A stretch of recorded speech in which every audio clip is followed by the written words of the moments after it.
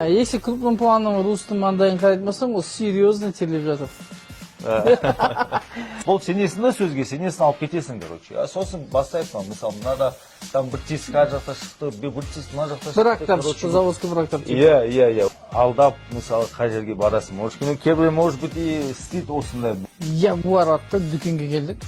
Әртүрлі кәсіпті көрген, қызық бір сұхбат болады деген ойдамын. Маған қызықтырған жері ол жігіт ештеңе қарамастан өзі Түркияға барып, дәл осы киімдерді таңдап алып келеді екен. Ассалаумағалейкум дос. Қош келдік сенің дүкеніне. Негізі мен өте қуаныштымын. Біріншіден, то что сенімен реально спокойно қазақ тілімен сөйлескеніме. Мынау киім саласына не үшін келдің? Вообще цель, как ты пришел сюда? Любой жұмыс дегенде істегенде өзім мнением сондай да, любой жұмыс істегенде ең біріншісі сол жұмыс саған ұнау керек. Егер сол жұмыс ұнамаса, тек қана ақша үшін барсаң, уже ол жұмыста сен алысқа барамайсың. Біз көп сферада жұмыс жасағанбыз. Сонымен барберде болдық, мынандай да болдық. В общем, біздің неміз, жұмысымыз эмоцияға байланысты. Адамдарға бір сол эмоцияға біз бергенде, короче, біз өзіміз адам қуанса, короче, бізде қуанамыз. Біз содан, в общем, зарядка алып атырмыз. Айтып келген, сен осыған дейін негізінде киім дүкенімен айналыспадың да? Жоқ. Но расстановка, дизайн, такой кішкентай бір шағын дүкенде супер бір обстановка жасағансың да, прям уют. Реально мынау неде? Спортивный киімде, casual дейміз ғой, свободный киімде, мына жерде выбор өте көп сияқты. Ну, әдемі маған. Келдің, бүкіл нәрсені киесің, и вот прям сразу полный, фул шығасың да, әдемі уже дальше жұмыстарын істей бересің. И енді бұл киімдерді қаяқтан алып келіп жатсыңдар? Пока что ең бірінші завоз, сол завоз, в общем, өзім Турцияға бардым. Болған ақшамды қарадым, бола ма, болады, дос болады, болады дедім. Аз болмайды, пойдет, бірінші рет болады. Сонымен бардық, билет алдық, екі адам болып бардық, балдараны күтіп алдық. Бір күн, екі күн қыдырдық, сонымен бардық, киім таңдадық, алдық, солай пешком, сол жаяу бәрісін, жаяу барып, 5 сағат, бір күн ішінде 5 сағат, 6 сағат жаяу жүрдік. Ау, мозоль бүкіл бәрі. Соның, в общем, бәрісін аламыз, таңдаймыз, сосын таңдағаннан кейін уже жинағанда жинауға бастайсың, пакеттерге толтырасың, гостиницаға алып келесің, гостиницада ұрасың, аналарды қалай, почем, не істеу керек бұл. Каргомен жібердім, өзімізбен бірге алып келдік. В общем, білмеймін, енді айтып жатыр маған кішкене киімдердің кішкене қымбат деп. Бірақ білмеймін, енді Турциямен кішкене істеуге қымбат негізі. Но бірақ сапасы бар да, енді качествосы все равно басқа. Бірақ жұмыс істеуге болады, все равно. То есть ондай ғой, мәселе, бағалар енді, может, осы жердегі аудитория айтып сәл қымбаттау дейді, но сәл қымбаттау дейді, цена качество бар, то есть сапасы стоит. Я так думаю, стоит. Да, и ең маңыздысы сен уникальный боласың, как бы уникальный демекші, андай сенің киіп жүрген киімің басқа адамдарда болмайды оны, потому что сен өзің алып келгеннен кейін, да? Енді мынау вообще киімде қалай таңдайды? Вообще, Русеке бір ақыл айтып жіберші. Мынау киімді алдық біз қазір. Біз сияқтылардан көп таңдау құқы болмайды, себебі салмағың ауыр болғаннан кейін. Но по факту қалай таңдау керек ол? Ең бірінші неге қарайсың да, мынау материал, мынау теріге қалай жабысады мысалы. Ол уже по-любому белгілі болады да ол да. Енді тері тоже разный же кожа бывает. Кейбіреулерге мынау жағады, кейбіреулерге жақпайды вообще. Мысалы басқа біреуін жағу может не подойдет.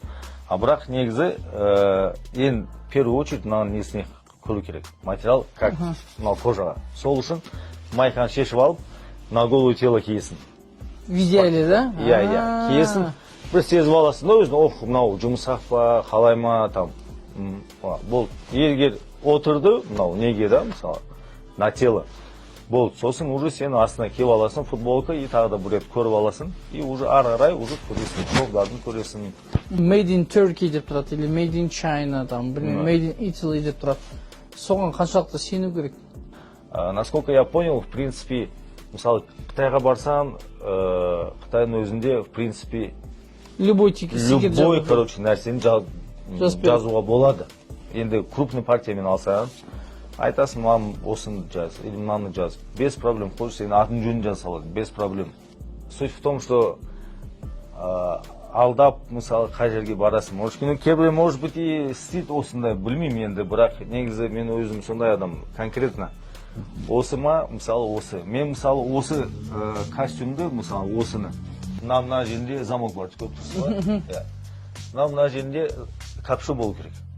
Мен соны мысалы қараған жоқпын. Пайдасын деп. Жоқ. Бұл же осы жерге алып келгеннен кейін ашам, капюшонын шығарып алам. Капюшон, в общем, в безобразном состоянии.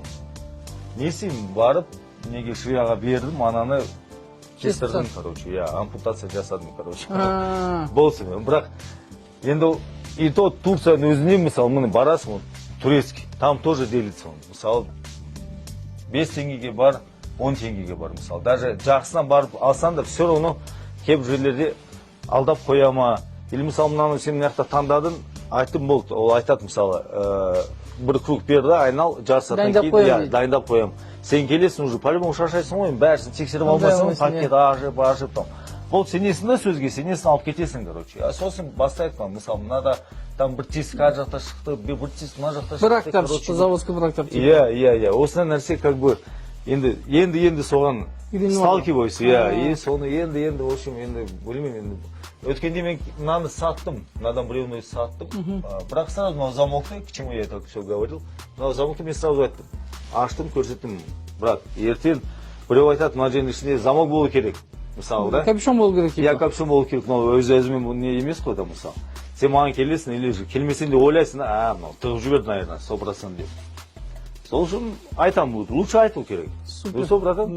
Пекин болса айтасың, Пекин деп. Мысалы, Қытай болса айтасың, Қытайда алып кел. Ожидание қандай, мысалы, допустим, бір қазір ютубтан бізде көріп отыр, инстаграмнан, и осындай бір форматта бір дүкен ашу үшін оған қанша миллион теңге керек? Сонда, как она если айтайын, короче, где-то бір 3 миллион теңгемен бастауға болады. Кішкене қиналасың, бірақ. Бастауға болады. Каспий магазин ашқан жоқсыздар әлі? Каспий магазин Валбрис қазір ашып жатырмыз. Енді Валбристен кейін уже Каспий ашам. Конечно, жердегі фишка негізінде айтайын ба?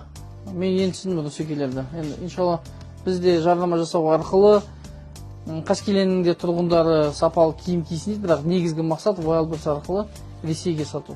Ресейге мынау бағалар вообще копейка болып көрінеді, и сапалы киім достойно сатады, жібереді. Но олардан бұрын біз өзімізде киініп үйренейік жалпы. Денсаулық болсын, денсаулық болса енді болады. Киімде ашуға болады, шашты алуға болады, мысалы соған да бір желание болады, тамақ жеуге де желание болады. Бірақ енді денсаулық болмаса, уже ештеңе де істей алмайсың, ештеңе де желание болмайды. Содан кейін айтарым сол.